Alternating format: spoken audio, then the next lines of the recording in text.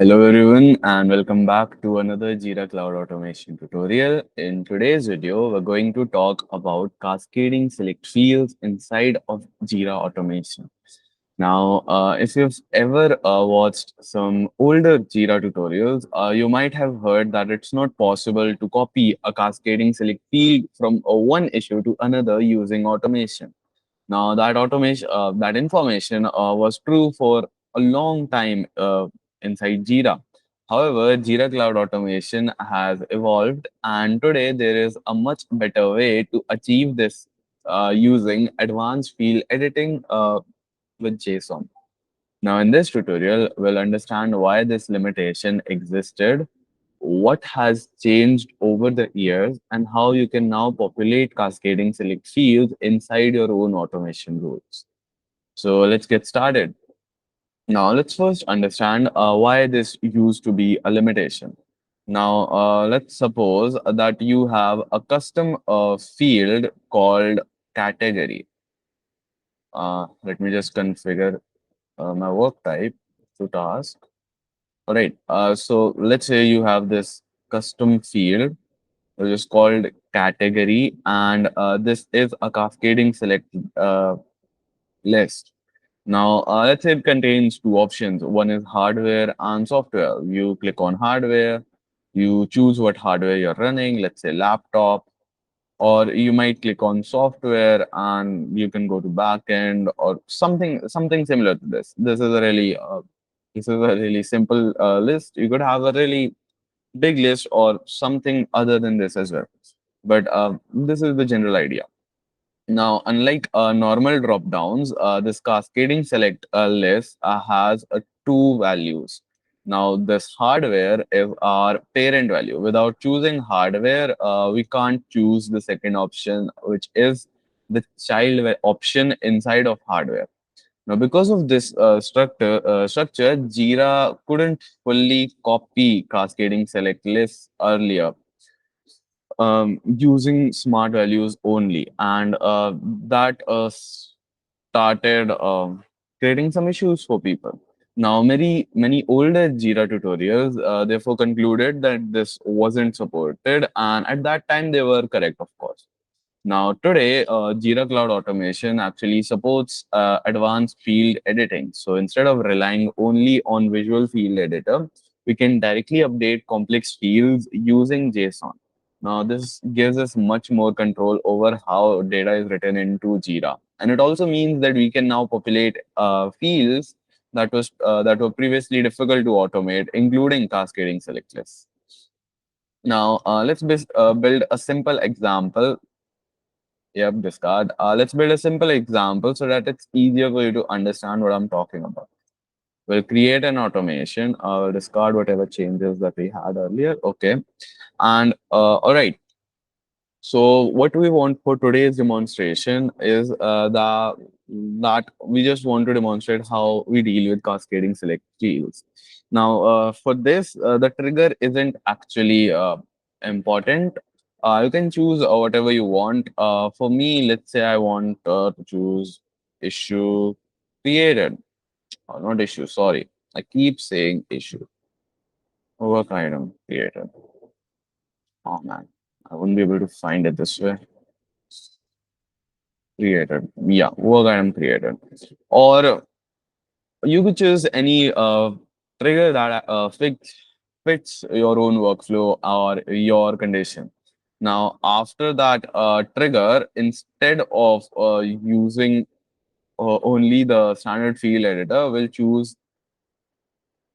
click on this and we'll choose the action which is called edit issue, um, edit work item. I'm sorry about that. All right. And here we're just going to click on our, yeah, okay. So as you can see, our common fields, and I'm pretty sure, yeah, our cascading select field does not show here either. Now for that part, what we have to do is we have to click on more options and we have to go down. Now here we have to use a bit of JSON because that will enable us to actually target our cascading select field, which is category. So I have already copied a simple JSON.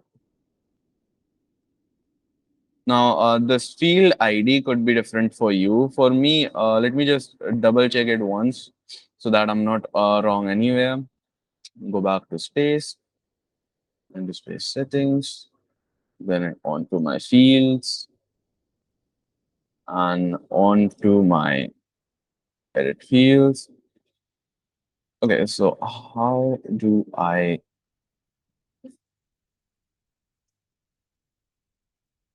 Okay, I want to see the field ID. Crap. I guess I'll have to go here to my system settings and then I'll have to access my custom field from here. It was in system settings. It was inside a work item. Yeah. Fields, from fields, let it load and then search for category.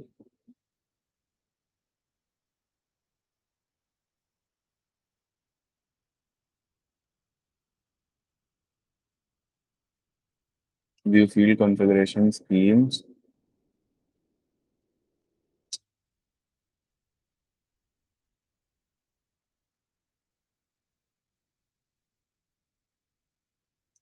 Why am I not able to find the ID? Okay.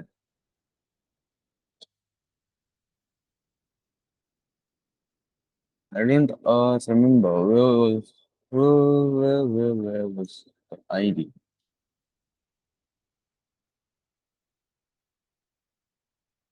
Can't I enlarge this somehow? Yeah, okay, I can. So this is the custom field ID for me. I just had to zoom out. I was getting confused over it. Okay. So I'll copy this custom field ID. I'll go back to my configuration and I'll just paste it instead of here. All right. So this is the advanced JSON that we have to use. Now, a little bit of explanation. Instead of this custom field ID, if you use your actual automation, not your automation or your name of the custom field, this JSON might not end up working for you.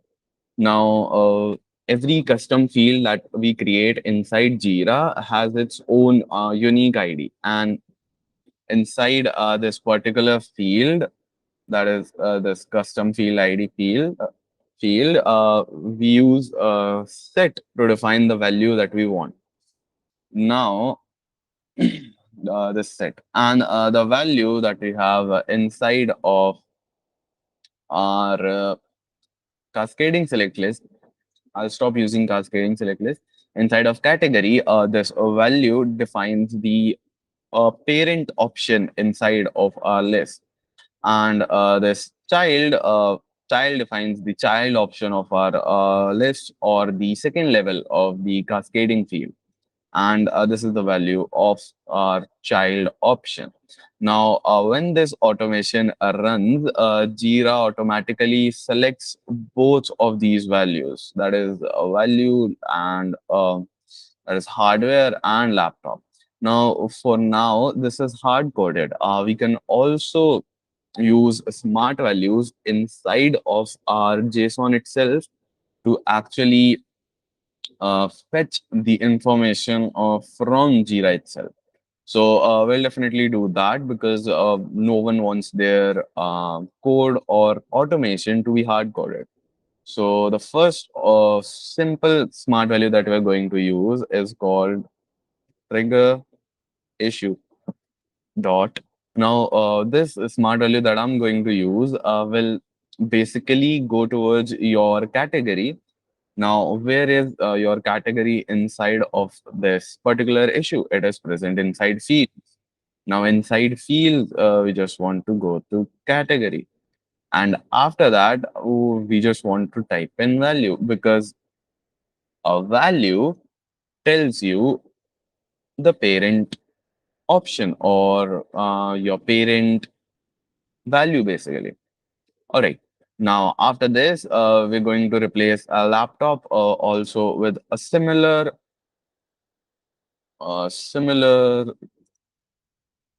smart value. Now, for our laptop, we just have to change a couple of things. That was instead of a value, we type in child and then we type in value. And it's quite easy to understand the smart value if you look at our own JSON that we have written. The child option is present inside child dot value, and the parent option is just present inside the value itself. Now, also my custom fields name starts with a capital C, so we have to make sure that we're using the correct name. And yeah, that's it. We're all set and good to go. We'll click on next. Now, instead of always having to select hardware and laptop, Jira dynamically copies the values from the trigger issue itself. And this is much more flexible and is the approach that you'll typically use inside a real world cases as well. Because, of course, no one wants their code to be hard coded when there are dynamic options. Now we'll click on next and we're all set to go. Now, let's actually test the automation. I'll create, uh, of course, before that, I'll save this automation and type in, I'll type in creating select list, creating select view or list. All right, we'll turn on the flow and yep, we're all set and ready to go. All right, so I'll create a issue where our category field exists. So for my, all right, so for my,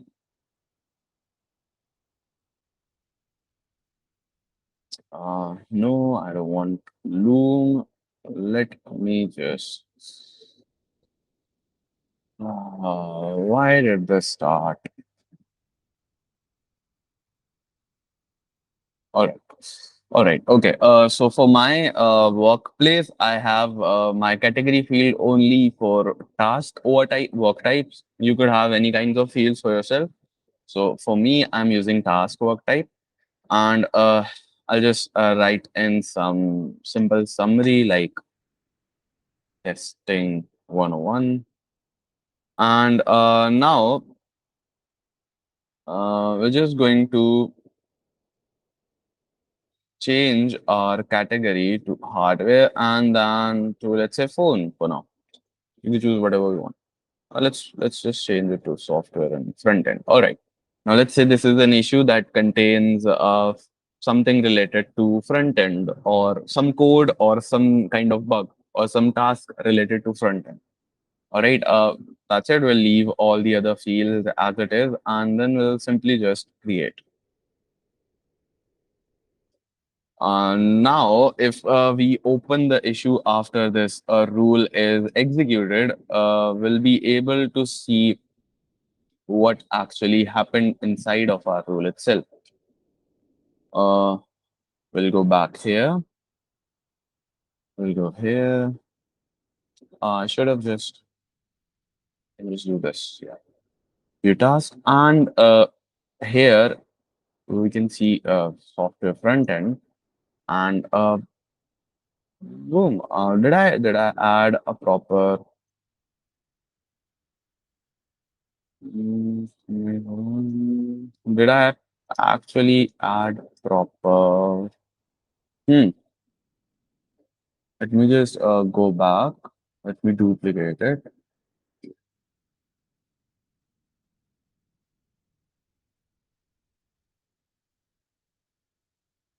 Settings, automation,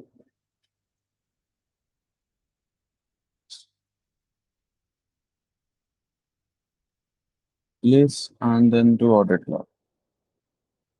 Okay, so it was successful, and these are the tasks that were completed by our automation. The work item was created and it triggered our automation, and we can see that our issue was edited successfully as well. So, as you can see here as well inside of our automation, we can see that our category field was successfully edited as well. And also, okay, my bad for that. Yeah, so basically our field was completely edited and our automation succeeded. Now, basically, unlike older versions of Jira automation, this process now works correctly when using advanced JSON as well. And if you want for yourself, you can also create some actions like maybe commenting these category fields onto inside your comments, or maybe let's say sending an email or anything else that you want. Now there is a small thing that you have to keep in mind, and it's quite important. So, firstly, the visual field editor still has some limitations when working with these complex fields. Like if you're dealing with cascading select fields, assets, or other advanced custom fields, you'll often need to use advanced JSON. And second is that make sure you're using the correct custom field ID. So using the field name instead of the ID or won't work inside the JSON. And finally, you should always test your automation using the audit log so that you can verify that the field values are being populated correctly. Now, this particular approach is useful in multiple scenarios. For example, creating some sort of child issues while copying classification fields, or cloning some support requests, or synchronizing issues across your projects, or copying metadata into your linked issues. Now, once you understand advanced JSON, you can automate many field types that aren't supported directly in the standard editor itself. And honestly, if you understand JSON, smart values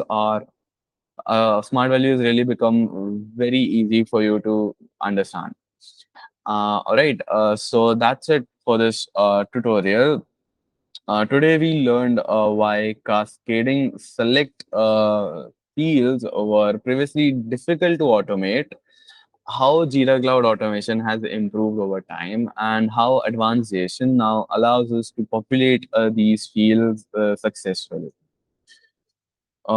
Although the visual field editor still has some limitations, advanced field editing provides a really reliable solution for working with the more complex custom fields.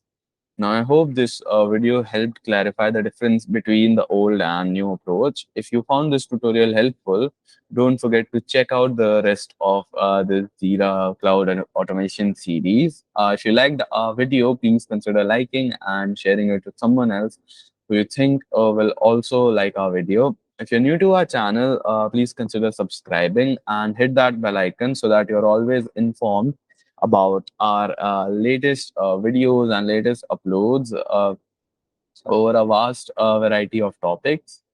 And if you're interested in some Forge apps, we have our marketplace linked down below. You can go there and just check out the Forge app that fits your preference and your requirements. All right, so that's it for the video. We'll hope to see you in the next one. Till then, thank you and bye bye.